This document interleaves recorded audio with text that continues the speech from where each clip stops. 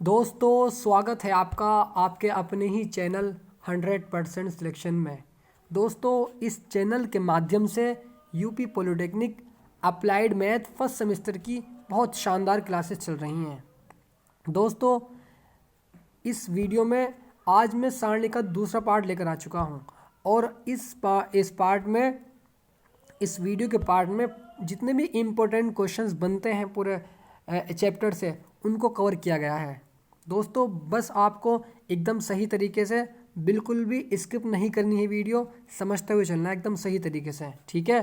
तो दोस्तों वीडियो शुरू होने से पहले इस वीडियो को लाइक करो और सब्सक्राइब करो और शेयर करो और बेल आइकन को प्रेस करो ताकि मैं जो भी वीडियो को अपलोड करूं उस वीडियो की नोटिफिकेशन आपके पास तक पहुंच सके।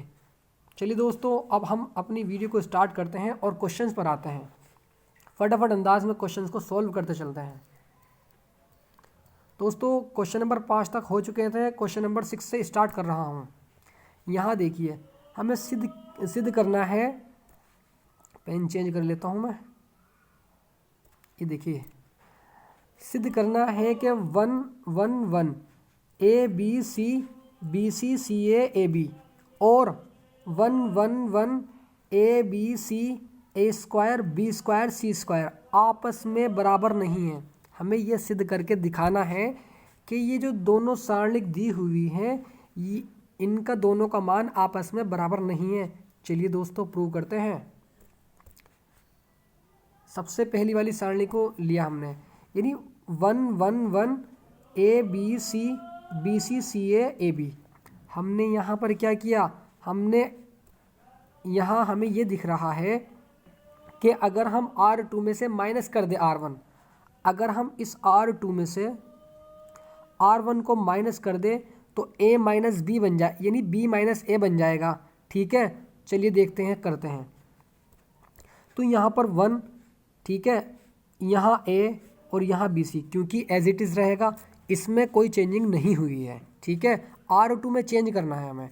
जब हम R2 में चेंज करेंगे तो यहाँ 0 नहीं हो जाएगा भाई, 1 माइनस 1 0, ठीक है। अब इस B में से इस A को माइनस करेंगे तो B माइनस ए आ जाएगा, ठीक है। अब इस C में से जैसे ही माइनस करेंगे A को तो C माइनस ए आ जाएगा, ठीक है। अब BC तो अपनी जगह ये रखा गया है, ठीक है। उसके बाद जब हम CA में से माइनस करेंगे BC तो CA माइनस BC आ जाएगा। उसके पश्चात AB में से माइनस कर देंगे BC, यानी AB माइनस BC। दोस्तों बिल्कुल कंसंट्रेशन से अपना दिमाग यहीं पे लगाना है सब, ठीक है। बिल्कुल अच्छे तरीके से समझते हुए चलना है। अब देखिए यहाँ पर 1 0 0 A B minus A C minus A B C. अब हमने यहाँ से क्या काम किया, यहाँ से हमने जैसे ही माइनस सी को कॉमन लिया तो हमारा अंदर ए माइनस बी बचेगा, सॉरी बी माइनस ए बचेगा क्योंकि हम पलट देंगे उसको, ठीक है। तो ठीक है जी, तो b माइनस ए बचेगा। अब यहाँ से जैसे ही हम b को कॉमन लेंगे तो c माइनस ए हो जाएगा। भाई हमने यहाँ से b को कॉमन निकाला, ठीक है, तो यहाँ पर a माइनस सी बचेगा। अब हमें इसको c माइनस ए करना है तो माइनस कॉमन लेंगे ना बाहर, माइनस कॉमन जैसे ही लेंगे तो ये इस प्रकार हो जाएगा c माइनस ए, ठीक है। तो इसी तरह मैंने यहाँ किया है और इसी तरह यहाँ किया है। अब आगे देखिए भाई b माइनस ए यहाँ पर भी है, b माइनस ए यहाँ पर भी है, c माइनस ए यहाँ पर भी है, c माइनस ए यहाँ पर भी है। हमने यहाँ से b minus A c minus A common निकाल लिया। 1 0 0 a, जब हमने यहाँ से b माइनस ए कॉमन लिया तो यहाँ 1 बचेगा और यहाँ से c माइनस ए कॉमन लिया तो यहाँ पर 1 बचेगा, ठीक है। अब यहाँ पर BC तो अपनी जगह ऐसी ही रखा रहेगा, माइनस सी बचेगा क्योंकि ये कॉमन आ गया और ये भी कॉमन आ गया, तो माइनस सी और माइनस बी ऐसी ही, ठीक है। तो ठीक है जी, कट जा भाई। अब आगे देखिए b minus A into C minus ए। हमने क्या काम किया, यहाँ पर हमने C1 के सापेक्ष प्रसार करने पर, C1 के सापेक्ष जब हम प्रसार करते हैं तो इस 1 को जैसे ही हमने बाहर रखा तो इस वाली रो और इस वाले कॉलम को हम छुपा लेते हैं, इसकी मल्टीप्लाई इसमें कर देते हैं और इसकी मल्टीप्लाई इसमें कर देते हैं, माइनस का बीच में निशान लगा करके। ठीक है, तो ठीक है जी, देखते हैं किस तरह करते हैं। अब 1 हमने ये रखा, ठीक है, इस माइनस की 1 में होगी, माइनस बी की 1 में होगी तो माइनस बी। अब जब हम इस 1 की मल्टीप्लाई माइनस सी से करेंगे तो बीच में निशान माइनस का रहता है, तो हमारा प्लस के सी हो जाएगा। ठीक है, तो ठीक है दोस्त, अब आगे देखिए, B minus A C minus A C minus B, क्योंकि माइनस बी प्लस सी, इसको हम सी माइनस बी लिख सकते हैं। यही तो हमें प्रूव करना था, प्रूव्ड हो चुका है। ठीक है, प्रूव नहीं, सॉरी, अभी और भी है। हाँ, हमें, क्योंकि हमें दिखाना ये है कि B minus A C minus A C minus B, यानी दो डिटरमिनेंट दिए हुए हैं, वे आपस में बराबर हैं या नहीं हैं, तो हमें सिद्ध करना है कि वो बराबर नहीं है। ठीक है, अब दूसरे इसी प्रकार हमने दूसरे डिटरमिनेंट को लिया यहाँ पर। जैसे ही हम यहाँ से यहाँ पर दूसरे डिटरमिनेंट को लेंगे तो हमने R2 में ऑपरेशन लगाया, तो R2 माइनस R1 और R3 में लगाया, यानी R3 माइनस R1। हम इस R2 में से इसको माइनस कर देंगे, ठीक है, और इसमें से इसको माइनस कर देंगे। चलिए करते हैं क्या आता है। तो 1 यहाँ 0 आ जाएगा, क्योंकि जब हम 1 में से 1 को माइनस करेंगे तो 0 आ जाएगा। अब जब हम 1 में से 1 को माइनस करेंगे 0 आ जाएगा। ठीक है, थोड़ा नीचे कर लेता हूँ, कन्फ्यूज़न नहीं होनी चाहिए बिल्कुल भी। अब b में से जैसे ही a को माइनस करेंगे तो b माइनस ए, ठीक है, c में से जैसे ही a को माइनस करेंगे तो c माइनस ए। इस b स्क्वायर को जब हम a स्क्वायर माइनस करेंगे उसमें से, तो b square minus a square आ जाएगा। जब हम c स्क्वायर में से माइनस करेंगे a स्क्वायर तो c square minus a square आ जाएगा। ठीक है, ठीक है जी।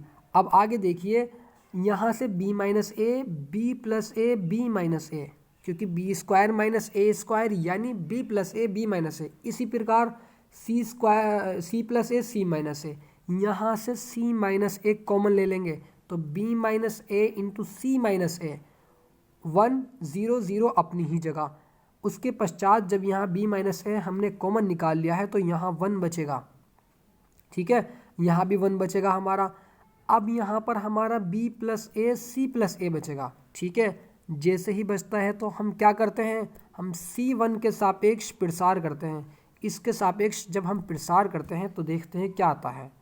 ये तो हमारा कॉमन है, ठीक है, 1 हमने बाहर रखा, थोड़ा सा नीचे करता हूँ। हाँ, अब देखिए 1 बाहर रखा, इस c प्लस ए की मल्टीप्लाई इस 1 में करी तो c प्लस ए माइनस बीच में, इसकी मल्टीप्लिकेशन जब हम 1 में करेंगे तो b प्लस ए आ जाएगा, यानी b minus C, C minus ए।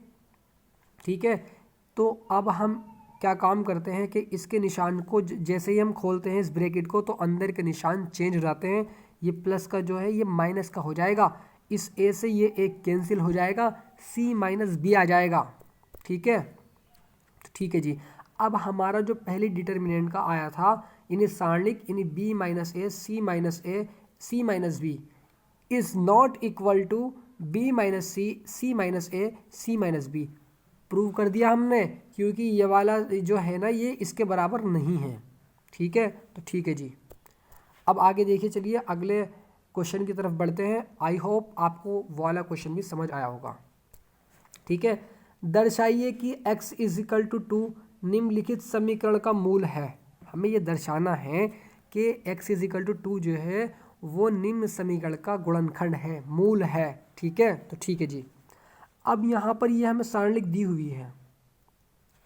ठीक है, x2 minus 3 minus 6 minus 3x 2x minus 1 x minus 3x plus 2। ठीक है जी। अब हमने यहाँ पर x की जगह क्या रख दिया, 2 रख दिया। जैसे ही हम यहाँ पर x की जगह 2 रखेंगे तो यहाँ 2 हो जाएगा, माइनस 6 ऐसी ही और माइनस 1 ऐसी ही, 2 ऐसी ही।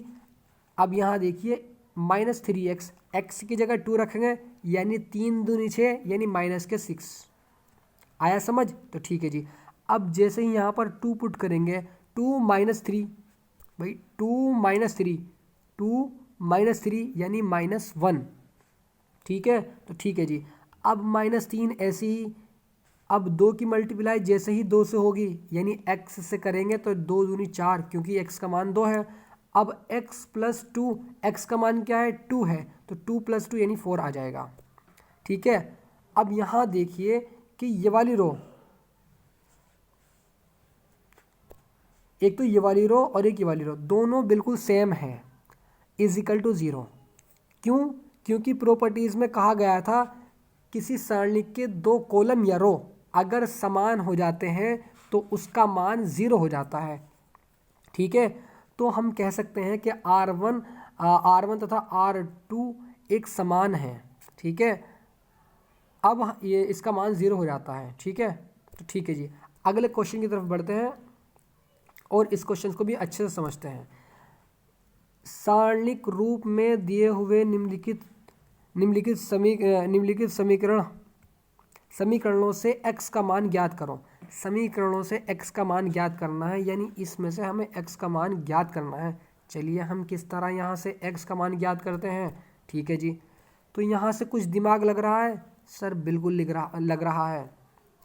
तो हम यहाँ ये करते हैं सर कि C1 यानी इस वाले कॉलम में चेंजिंग करते हैं और C2 यानी C3 दोनों कॉलम को जोड़ देते हैं C1 से। तो ठीक है, यानी प्रॉपर्टी लगाएंगे, ऑपरेशन लगाएंगे C1 + C2 + C3। जैसे ही लगाएंगे तो यहाँ पर x + a + b + c, क्योंकि x + a + b + c ये आ जाएगा। ठीक है, अब इसी प्रकार a + x + b + c, a + x + b + c। ठीक है, कोई भी प्रॉब्लम नहीं होनी चाहिए, कोई भी डाउट नहीं होना चाहिए, बिल्कुल स्पष्ट तरीके से आराम से पढ़ा रहा हूँ। ठीक है, अब इसमें ये दोनों जोड़ देने हैं, तो a + b + x + c जिस तरह से ऊपर जोड़े थे। ठीक है जी, अब ये ऐसी एज इट इज़ उतर जाएंगे, ये उतर गए। अब ये वाला भी ऐसे ही उतर जाएगा। ठीक है, = 0। ठीक है, अब आगे देखिए यहाँ पर क्या हुआ। अब x + a + b + x, क्योंकि a + b + b + c + x यहाँ पर भी है, यानी तीनों में बिल्कुल सेम आ रहा है। ठीक है, तो यहाँ से हमने a + b + c + x को कॉमन निकाल लिया, तो यहाँ पर 1 1 बचेगा, ये ऐसे ही लिखा रहने देंगे। उसके बाद क्या करेंगे, उसके बाद यहाँ पर ऑपरेशन लगाएंगे, यानी R2 में से, इस R2 में से थोड़ा नीचे हो जा भाई, हाँ। अब यहाँ देखिए R2 में से जैसे ही R3 को माइनस करेंगे, जैसे ही R3 को माइनस करेंगे और R3 में से R1 को माइनस करते हैं, तो यहाँ पर 1 बचेगा, 1bc, क्योंकि हम R1 में कोई चेंजिंग नहीं कर रहे हैं, या तो इसमें हो रहा है या इसमें, दोनों में हो रहा है इसमें। ठीक है, तो ठीक है जी, अब यहाँ जैसे ही हमने करा, चल जा भाई, अब यहाँ देखिए तो ये 1, दूसरा पेन लेता हूँ, ये चल भी नहीं रहा है।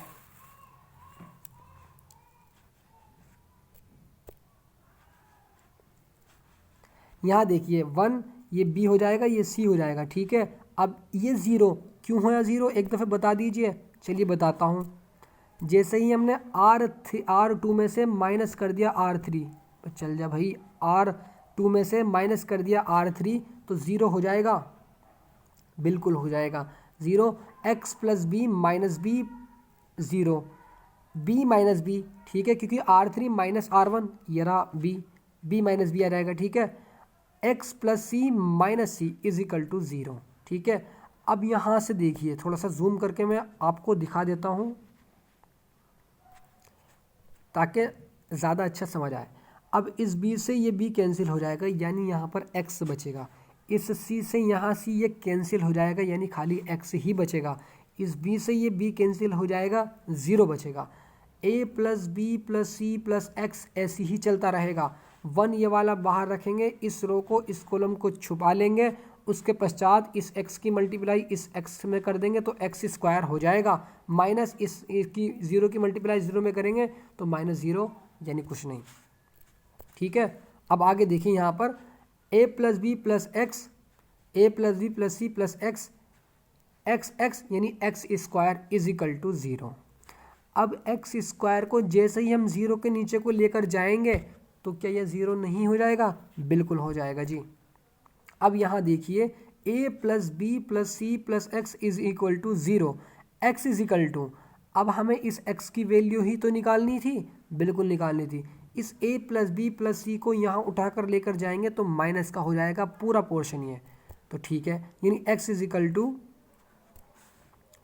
माइनस के a plus B plus C plus X, यहीं पे यही तो पूछा गया था हमसे, ये हमारा आंसर आ चुका है। आइए नेक्स्ट क्वेश्चन पर चलते हैं और अच्छे से तरीके से समझते हुए चलते हैं। आई होप ये क्वेश्चन भी आपको समझ आया होगा। ये क्वेश्चन हमें सिद्ध करना है, हमें ये करना है कि हमें एक सारणी लिख दी गई है a b c a b, ठीक है। हमें ये सिद्ध करना है कि 3abc minus a cube minus b cube minus c cube, ये हमें प्रूव करके दिखाना है। सबसे पहले इसमें दिमाग हमसे ये लगा कि यहाँ अगर हम इस C1 C2 C3 कर दें, अगर हम C1 C2 C3 कर दें, यानी C1 में चेंजिंग कर दें, खाली C1 में ही चेंजिंग कर दें, तो यहाँ पर भी a प्लस बी हो जाएगा, यहाँ पर भी b प्लस सी हो जाएगा, यहाँ पर भी a प्लस बी हो जाएगा, यानी सब जगह एक ही आ जाएगा। चलिए करते हैं सर। तो यहाँ देखिए इस वाले कॉलम में चेंजिंग कर रहे हैं हम, ये दोनों ऐसे ही रहेंगे, ठीक है। तो ठीक है जी। अब जैसे ही हमने C1 plus C2 plus C3 करेंगे तो a प्लस बी प्लस सी आ जाएगा, a ये वाला इसमें जुड़ जाएगा और ये वाला भी इसमें जुड़ जाएगा, ठीक है। ठीक है जी, b अपनी जगह c अपनी जगह। अब इसी प्रकार इसके साथ भी यही हाल होगा, तो b प्लस सी प्लस ए, यानी ये वाले टर्म जुड़ जाएंगे, c प्लस ए प्लस बी, अपना सी ए और ए बी ये ऐसे ही रखे जाएंगे क्योंकि हम C1 में ही चेंजिंग कर रहे हैं, ठीक है। अब देखते हैं क्या होता है आगे। जैसे ही हम यहाँ से a plus B plus C common निकालते हैं तो 1 1 1 बी सी ए बी ये बचेगा। अब हमारा यहाँ दिमाग वही लग रहा है जो हम करते हुए आ रहे हैं कि अगर इस कॉलम में 1 1 आता है तो हम R2 में से R3 को माइनस करते हैं, R2 में से R3 को माइनस करते हैं, फिर R3 में से माइनस करते हैं R1 को। हमारा ये दिमाग लग रहा है तो हम वही करते हैं। a प्लस बी प्लस सी ये ऐसे ही 1 b c minus a minus b a minus b और b माइनस c हो जाएगा, ठीक है। तो ठीक है जी, a प्लस बी प्लस सी।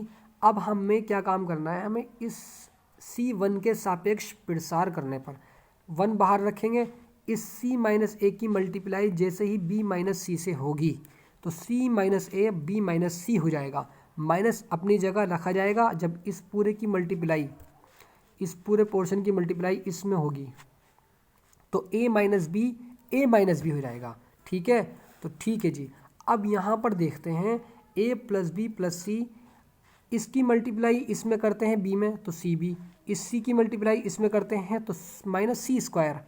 अब इस माइनस की मल्टीप्लाई इस b में करते हैं, माइनस की मल्टीप्लाई इस b में करते हैं तो माइनस ए बी, इस माइनस की माइनस सी में करते हैं तो प्लस के ए सी आ जाएगा, माइनस बीच में। अब हम इसकी मल्टीप्लाई ए में करते हैं तो ए स्क्वायर माइनस ए बी और प्लस के बी स्क्वायर ये आ जाएगा, ठीक है। तो ठीक है जी। अब आगे देखिए मैंने क्या काम किया यहाँ पर। आगे a plus B plus C as it is ऐसी ही आ जाएगा, उसके पश्चात C B minus C square minus A B plus A C, यानी ये वाला निशान जैसे ही हम इस ब्रैकेट को क्रॉस खोलेंगे, इन दोनों ब्रैकेट को जैसे ही हम खोलेंगे तो अंदर के सारे निशान चेंज हो जाएंगे। ये रूल होता है, ठीक है, ठीक है, ब्रैकेट का रूल होता है ये। तो plus A C minus A square plus A B, क्योंकि माइनस था प्लस हो गया, अब ये माइनस था तो प्लस हो गया, अब ये प्लस था तो ये माइनस हो गया, ठीक है। ठीक है जी। a plus B plus C अपनी ही जगह C B minus C square plus A B plus A C minus A square minus B square, ठीक है। अब सर ये ए बी और ये ए बी, क्या ये 2ab नहीं हो जाएगा? बिल्कुल हो जाएगा। a plus B plus C अपनी ही जगह माइनस ए स्क्वायर, हमने इस तरह इसको लिखा कि minus A square minus B square minus C square, ये लिखा देखिए, plus A B plus B C plus C A, ठीक है। अब हम जानते हैं कि A plus B plus C minus A square minus B square minus C square plus A B plus B C plus C A, 3abc minus A cube minus B cube minus C cube का formula होता है, ठीक है। ये formula याद कर लीजिए, prove करने के लिए आता है। चलिए, आई होप ये क्वेश्चन भी समझ आया होगा। अगले क्वेश्चन की तरफ चलते हैं और अगले क्वेश्चंस को भी बहुत अच्छे तरीके से सिद्ध करना है। सिद्ध कीजिए कि 1 plus A 1 1 1 1 plus B 1 1 1 1 plus C is equal to A B C into 1 plus 1 upon A plus 1 upon B plus 1 upon C. ये हमें प्रूव करके दिखाना है, ठीक है। तो हमने यहाँ देखा कि C2 यानी C2 माइनस C1, जैसे ही हम C2 में से इसमें चेंजिंग करेंगे यानी इसको माइनस करेंगे तो 1 से ये 1 कैंसिल हो जाएगा, माइनस ए बच जाएगा, ये रहा, ठीक है।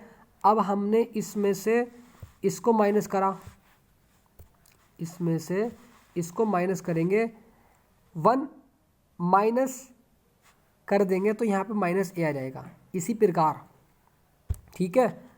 अब यहाँ देखिए, अब C3 यानी C3 माइनस C1 करना है, इस C3 में से C1 को माइनस करना है तो यहाँ देखिए ये आ जाएगा। यानी अभी मैंने आपको बताया है भाई हमें C2 और C3 में तो चेंजिंग करनी है, भाई C1 तो ऐसी ही रख दिया जाएगा। अब माइनस ए बी 0 माइनस ए 0 सी आ जाएगा, ठीक है, ठीक है सर।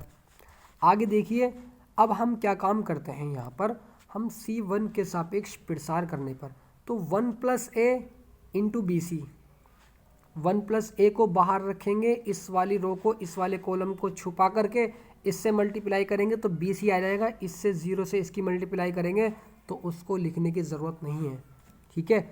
-1, अब यहाँ पर क्या काम करते हैं, जैसे ही हम -1 बाहर रख, क्योंकि हम C1 के सापेक्ष प्रसार कर रहे हैं तो ये वाला -1 बाहर रख दिया जाएगा और इस वाली रो को इस वाले कॉलम को छुपा करके इसकी मल्टीप्लाई इससे कर देंगे, यानी माइनस के ए सी आ जाएगा। इस वाले की इससे लिखने की ज़रूरत नहीं है इसकी, क्योंकि ये 0 हो जाएगा। अब ये देखिए, इस +1 को बाहर रखा, ए भी आ जाएगा। कैसे सर, इस वाली रो को इस वाले को छुपा करके इससे इसकी करेंगे और इससे इसकी करेंगे तो माइनस के बी माइनस ए, जब हम माइनस बीच में लगाते हैं तो उस माइनस की वजह से ये निशान प्लस का हो जाएगा, यानी ए बी हो जाएगा, ठीक है। तो ठीक है जी, अभी हमने इसको इसके अंदर इसकी मल्टीप्लाई कर दी तो B C plus A B C plus A C plus A B. अब यहाँ से इस पूरे पोर्शन में से जैसे ही हम ए बी सी को कॉमन निकालते हैं, जैसे ही हम ए बी सी को कॉमन निकालते हैं तो हमारा यहाँ पर 1 plus 1 upon A plus 1 upon B plus 1 upon C proved हो जाएगा। अरे बच्चे धीरे से बताइए, समझ आया कि नहीं आया? सर बिल्कुल आ रहा है। चलिए तो फिर अगले क्वेश्चन की तरफ चलते हैं। यहाँ देखिए, x plus 1 2 2 3x plus 2 3 5 5 x plus 4 is equal to 0। इसको हमें हल करना है। सर बता दीजिए किस तरह से हल क्या करते हैं। हमारा दिमाग यहाँ पर ये लग रहा है कि अगर हम C1 में C1 plus C2 plus C3 कर दें तो हमारा यानी 5 और 3 8 और 1 9, ठीक है। 2 2 दूनी 4 और 1 5 यानी 9, 2 3 5 और 4 9, तो 9 9 मिल रहा है। तो यहाँ से ये पूरा कॉमन निकल जाएगा, 1 1 बच जाएगा। यहाँ पर देखिए किस तरह करते हैं। तो x प्लस 1 प्लस 3 प्लस 5, यानी इस वाली रो में चेंजिंग, इस वाले कॉलम में चेंजिंग कर रहे हैं और इन दोनों पदों को, इन दोनों को जोड़ रहे हैं, ठीक है। ठीक है जी। तो x प्लस 1 प्लस 3 प्लस 5, अब 2 plus x plus 2 plus 5, 2 plus 3 plus x plus 4, ठीक है। यानी हमने इसमें 2 में ये 3 प्लस और ये जोड़ दिया तो ये आ गया, इस 2 में ये और ये जोड़ दिया तो ये आ गया। अब इस x प्लस 1 में ये और ये जोड़ दिया तो ये आ गया, ठीक है। ये समझ आना चाहिए आपको। अब 3 x प्लस 2 3 अपनी जगह, 5 5 x plus 4 as it is ऐसे ही रखे रहेंगे। ठीक है, अब जैसे ही हम इसको यहाँ से जोड़ते हैं 5 प्लस 3 8 और 1 9, तो x प्लस 9 आ जाएगा। अब 2 plus x plus 2 plus 5 x plus 9 आ जाएगा यहाँ पर भी। अब 2 प्लस 3 प्लस 4 प्लस x, तो x प्लस 9 आ जाएगा। ये ऐसे ही रखे रहेंगे। अब यहाँ से क्या काम करना है कि इस x प्लस 9 को कॉमन निकाल लिया जाए बाहर। जैसे ही हम यहाँ पर कॉमन निकालते हैं तो हमें प्रॉपर्टी याद आती है कि R2 minus R1, R2 minus के R1 और R3 माइनस के R1। ठीक है, ठीक है जी। x प्लस 9 कॉमन निकाला, 1 इसको इसमें से जब माइनस करेंगे तो 0 आ जाएगा। इस वाले में से इस वाले को माइनस करेंगे, इस वाले में से इसको माइनस करेंगे तो 0 आ जाएगा। ठीक है, तो ठीक है जी। अब यहाँ देखिए 3 अपनी जगह, क्योंकि हम चेंजिंग नहीं कर रहे हैं किसी और में सिवाय R2 के, R3 के। ठीक है, तो x माइनस 1 आ जाएगा। सर ये x माइनस 1 कैसे आ रहा है ज़रा बता दीजिए। तो जैसे ही हम इस x प्लस 2 माइनस 3 करेंगे, माइनस 3 प्लस 2 तो माइनस 1 नहीं बचेगा, बिल्कुल बचेगा, तो x माइनस 1। ठीक है, अब यहाँ देखिए 5 में से माइनस कर देंगे 5 तो 0 आ जाएगा। अब हमें R3 में चेंजिंग करनी है। 1 माइनस 1 यानी 0, 3 माइनस 3 यानी 0, x प्लस 4 माइनस 5, भाई प्लस के 4 माइनस के 5, क्या x माइनस 1 नहीं हो जाएगा? बिल्कुल हो जाएगा। अब हम C1 के सापेक्ष प्रसार करते हैं इसका, देखते हैं क्या आता है। C1 के सापेक्ष प्रसार करने पर x प्लस a, थोड़ा सा नीचे करता हूँ, यहाँ देखिए C1 के सापेक्ष प्रसार करने पर x प्लस a बाहर हमारा x प्लस 9 हमारा बाहर चल रहा है। अब देखिए इस 1 को बाहर रखेंगे, इस वाली रो को, इस कॉलम को छोड़ करके इसकी मल्टीप्लाई इससे कर देंगे, इसको लिखने की ज़रूरत नहीं है। बाकी अगर हम इसको 0 रखेंगे, मल्टीप्लाई करेंगे तो 0 हो जाएगा, इसको बाहर रख कर करेंगे तो वो पूरा 0 हो जाएगा। अर्थात हमें किसी को नहीं करना सिवाय इसके। ठीक है, तो इसकी मल्टीप्लाई जैसे हम इससे करी तो x minus 1 into x minus 1, इस 0 की 0 में करी माइनस 0, तो हमने लिख दिया, वैसे लिखने की ज़रूरत नहीं थी, आप समझदार बच्चे हैं। तो x प्लस 9, अब इस x की मल्टीप्लाई इसमें इसको हम x माइनस 1 का होल स्क्वायर कर लेते हैं। यहाँ मैंने थोड़ा सा इसको खोल दिया था, जो कि नहीं खोलना चाहिए था हमें। तो x प्लस 9 x प्लस 1 का whole square is equal to 0, x plus a is equal to 0, यानी इस x प्लस को 0 के बराबर, x माइनस 1 का होल स्क्वायर को 0 के बराबर रख देते हैं। तो x plus 9 is equal to 0, यानी x is equal to minus 9, x minus 1 is equal to 0, यानी x इज इक्वल टू 1। इसका आंसर आ जाएगा। ठीक है, आई होप ये क्वेश्चन भी आपको समझ आया होगा। अगर दोस्तों समझ आया हो तो कमेंट बॉक्स में बताइए, ताकि मुझे थोड़ा बहुत और भी अच्छे से मैं वीडियो को बना पाऊँ। ठीक है, तो ठीक है जी। अब यहाँ देखिए कि बिना प्रसार किए सारणी का मान ज्ञात करो, क्या हम कर सकते हैं? सर बिल्कुल कर सकते हैं, ज़रा बता दीजिए सर एक दफ़े।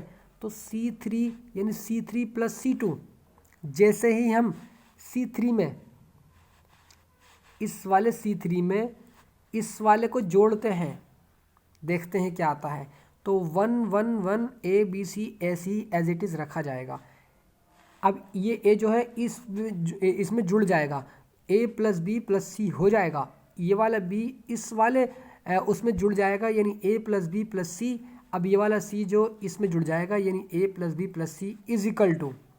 अब यहाँ देखिए, जैसे हम इस A plus B plus C को यहाँ से कॉमन बाहर निकालते हैं C3 में कॉमन लेने पर, तो A plus B plus C आ जाता है। अब यहाँ पर भी 1 1 और यहाँ पर भी 1 1। हमने प्रॉपर्टीज़ पढ़ी है कि जब किसी दो रो या दो कॉलम का मान एक समान आ जाता है तो उसका मान 0 होता है। दोस्तों अगर समझ आया हो तो बताइए मुझे कमेंट में। अगले क्वेश्चन की तरफ चलते हैं। और ये देखिए दोस्तों, लिख के ले लीजिए, ऐसा क्वेश्चन 100% आना है, 100% आना है। क्रैमर रूल है, हर बार एक ना एक क्वेश्चन ज़रूर मिलता है, क्रैमर रूल का ज़रूर मिलता है। ठीक है, अथवा में रख करके मिलता है ये, और ये आना ही आना है, लिख के रख लो 100%, 100% आना ही आना है ये वाला क्वेश्चन, ठीक है। तो ठीक है जी सर, अब क्रेमर रूल का ज़रा थोड़ा सा नेम बता दीजिए। तो वही बताते हैं, क्रेमर रूल को हल करते हैं। क्रेमर रूल किस तरह हल किया जाता है, हमें क्वेश्चन में 3 समीकरण दे देंगे, 1 2 3, ठीक है। 2y - 3z = 0, x + 3y = -4, 3x + 4y = 3। यहाँ से हमें 3 समीकरण दे देंगे, ठीक है। अब यहाँ से हम d को पहले हम डिटर्मिनेंट बनाते हैं। इस समीकरण से डिटर्मिनेंट किस तरह बनता है मैं बताता हूँ आपको। हमें x y z के मान के जो गुणांक होते हैं वो पुट करने हैं। अब हमारा x का गुणांक तो 0 है, क्योंकि इस पहली समीकरण में x है ही नहीं, तो उसका गुणांक 0 है, तो हमने 0 रख दिया। अब इस y का गुणांक 2 है, तो हमने 2 रख दिया। अब z का गुणांक -3 है, तो -3 रख दिया। दोस्तों समझ आ रहा है। अब देखिए यहाँ पर देखिए, इस x का गुणांक 1 है, तो 1 रख दिया। इस y का गुणांक क्या है हमारा 3 है, तो 3 रख दिया। z हमारा यहाँ पर दिया नहीं हुआ है, तो उसका गुणांक जो होता है वो 0 होता है, तो 0 हमने रख दिया। अब x का गुणांक 3, तो 3 रख दिया। y का गुणांक 4, तो 4 रख दिया। z का गुणांक z नहीं है, तो z का गुणांक 0, तो 0 रख दिया, ठीक है। आई होप ये समझ आ रहा होगा आपको। d = जैसे ही हम यहाँ देखिए, ये वाला 0 जैसे ही हम बाहर रखेंगे तो पूरा जितना भी हम वो मल्टीप्लिकेशन करेंगे वो पूरा 0 हो जाएगा, इसलिए हम नहीं कर रहे। अब इससे वाला अगला वाला जैसे ही हम करते हैं, यानी r1 के सापेक्ष प्रसार करने पर इस 2 को जैसे ही हम बाहर रखेंगे, वो भी -2 को, ठीक है, इंटू 0 हो जाएगा। क्यों सर, क्योंकि ये वाली रो को छुपाएंगे, रो कॉलम को, इसकी इसमें करेंगे, इसकी इसमें करेंगे। क्या 1 की 0 में करेंगे 0 नहीं आएगा? बिल्कुल आएगा। 3 की 0 में करेंगे 0 आएगा? बिल्कुल आएगा। अब यहाँ देखिए -3 रख दिया। इस वाली रो इस कॉलम को छुपा करके इसकी मल्टीप्लिकेशन इसमें, इसकी मल्टीप्लिकेशन इसमें, तो 4 - 9 आ जाएगा, ठीक है। तो ठीक है जी,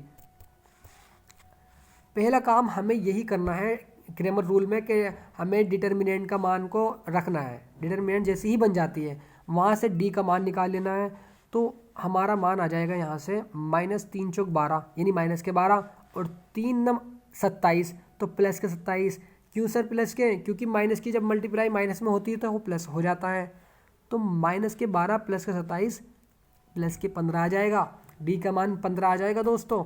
अब जब d का मान निकल चुका है तो हम d1 मान निकालते हैं। सर इससे अगला स्टेप जो है ये थोड़ा सा समझ नहीं आ रहा है मुझे, ये d1 का मान क्या है ज़रा ये बता दीजिए मुझे। दोस्तों वही बताता हूँ क्या होता है d1 का मान। अब यहाँ ये देखिए, ये जो = के इधर ये लिखे रहते हैं, ये वाली उठा करके हम पहले कॉलम में रख देंगे, इस वाले को यहाँ से गायब कर देंगे, और ये जो = को इधर दे रखी है इस पूरी यहाँ से कॉलम को उठा करके यहाँ पुट कर देंगे जाके, तो हमारा d1 का मान निकल जाएगा। ये ऐसे ही रखे रहेंगे, ठीक है। उसके बाद जब d1 का मान निकल जाएगा, उसके पश्चात जैसे ये रखा हुआ है ना 103, ये यहीं पे लाकर वापस रख देंगे। अब इस वाले को दूसरी उसमें लाकर रख देंगे, ठीक है, और इसको गायब कर देंगे यहाँ से, ये ऐसे ही लिखा जाएगा, ठीक है। यहाँ से d2 का मान निकल जाएगा। अब d3 का, तो d3 का मान यानी इस वाले उसको पकड़ करके यहाँ ला कर रख देंगे, इसको गायब कर देंगे, यहाँ से इसको रख देंगे ले जा करके। अब d3 का मान भी निकल जाएगा यहाँ से, ये ऐसे ही लिखे रहेंगे, ठीक है। सर ज़रा थोड़ा प्रैक्टिकली करके बता दीजिए।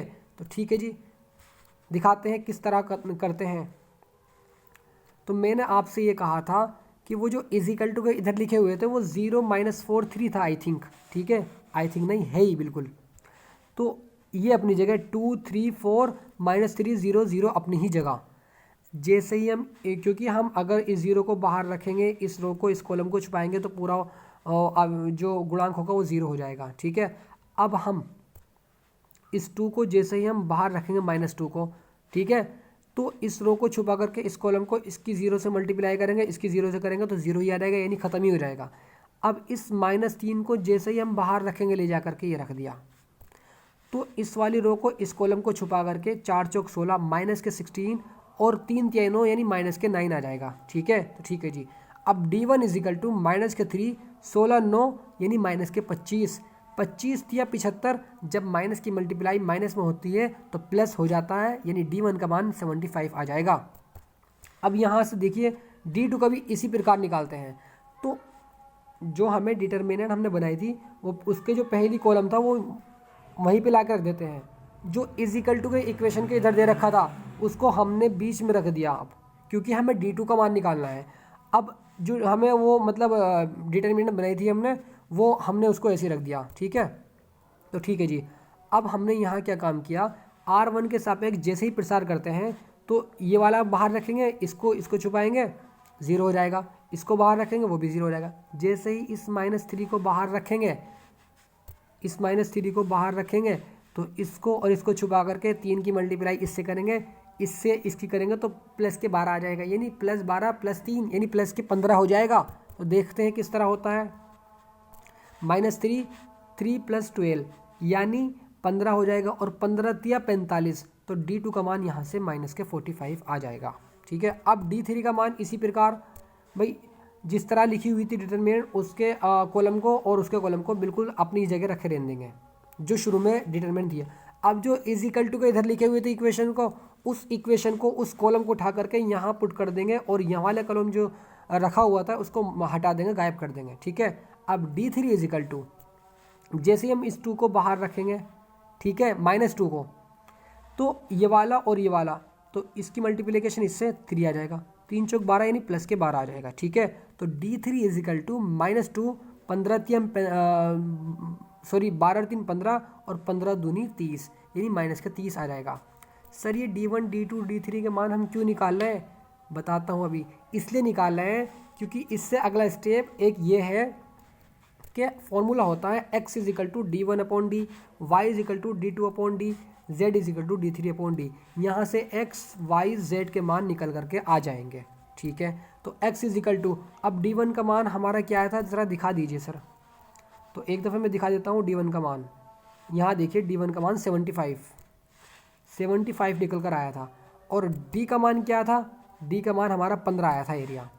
तो जैसे ही हम D1/D रखेंगे तो 15 पंजे 75 यानी 5 आ जाएगा x का मान। ठीक है, अब y इज इक्वल टू यानी D2/D और D2 का मान -45 आया था तो अपॉन D रखेंगे यानी 15, तो 15 तिया 45 माइनस के 3। अब z is equal to D3 का मान अभी भी निकाला है सर हमने, D3 का मान -30। जैसे ही हम -30 यहाँ पुट करेंगे अपॉन D का मान रखेंगे तो 15 दूनी 30 यानी माइनस के 2 आ जाएगा। दोस्तों बहुत इंपॉर्टेंट क्वेश्चन है, एक दफ़े और बता देता हूँ इसको, क्योंकि मैं बार बार ये कह रहा हूँ कि बिल्कुल ये रूल सीख लीजिए। 2 रूल हैं, 2 स्टेप है सिर्फ। ठीक है, एक दफ़े और बता देता हूँ तुम्हें मैं। दोस्तों यहाँ देखिए क्रेमर रूल को हल करने में यानी इक्वेशन दी जाएंगी 3। ठीक है, अब हमें सबसे पहले यहाँ से डिटरमिनेंट निकालना है, यानी जो x y z के गुणांक होते हैं वो उसको यहाँ पुट कर देना, यानी x y z। ठीक है, तो ठीक है जी। अब यहाँ पुट करने के बाद ये D का मान आ जाएगा हमारा, D1 का मान आ जाएगा तो D हम इसका मान निकाल लेंगे। जैसे ही हमारा D का मान आएगा निकल करके, अब हम इस वाले उसमें रख देंगे, D1 का मान निकल कर आ जाएगा, इसको गायब कर देंगे, ये लाकर रख देंगे यहाँ पर, ये लाकर यहाँ पर रख देंगे और ये वाला गायब कर देंगे। तो यहाँ से D1 का मान, इसी प्रकार D2 का मान, यानी इस वाले को अब तो ये यहीं रखा रहेगा, इसको माइनस करेंगे यहाँ से, इसको उठाकर यहाँ लेकर आ जाएंगे। तो यहाँ से D2 का मान, इसी प्रकार यहाँ से इसको गायब करके यहाँ ले आकर रखेंगे तो D3 का मान आ जाएगा।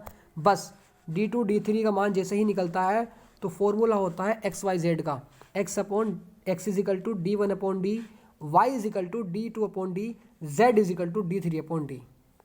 आई होप दोस्तों आपको ये क्वेश्चन समझ आया होगा और इस चैप्टर की समाप्ति करते हैं, बिल्कुल ख़त्म कर देते हैं। जो जो आपके एग्ज़ाम के रेस्पेक्टिव से इम्पोर्टेंट क्वेश्चंस बनते हैं उनको ही डिज़ाइन किया गया है दोस्त। बस आप इस वीडियो को लाइक कीजिए और सब्सक्राइब कीजिए, ठीक है। और दोस्तों को बताइए कि इस वाली 100% सिलेक्शन पर बहुत शानदार तैयारी कराई जा रही है, एकदम कंसंट्रेशन से, एकदम सीरियसली तरीके से तैयारी कराई जा रही है। ठीक है, तो दोस्तों मिलते हैं अगली वीडियो में और अगले चैप्टर की शुरुआत करते हैं अगली वीडियो में। ठीक है, तो गुड बाय।